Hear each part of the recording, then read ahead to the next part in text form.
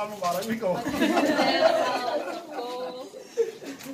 नया साल सबको मुबारक हो। नया साल आपके घर मुबारक हो सारे कहीं।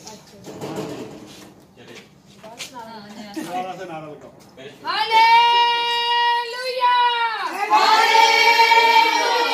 Happy new year.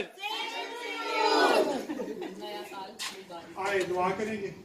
एकदम तेरा हाथ से एकदम तेरा शुक्रगुजार खुदाम आज का दिन फिर तूने हमारी ज़िंदगी में ये साल भी बख्शा ये दिन भी बख्शा, इस बात के लिए हम तेरे शुक्रगुजार हैं। खुदाम जब हम एक दूसरे से अब जुदा होने लगे तो खुदाम तेरा पाक तू हमसे कभी भी जुदा ना हो। तेरा पाक तू हमेशा हमारी हिफाजत और निगहबानी करे। खुदाम तो अपना आसमान खोले रखना और हमें बरकत से माल माल करना, यीशु मसीह के नाम से आमीन।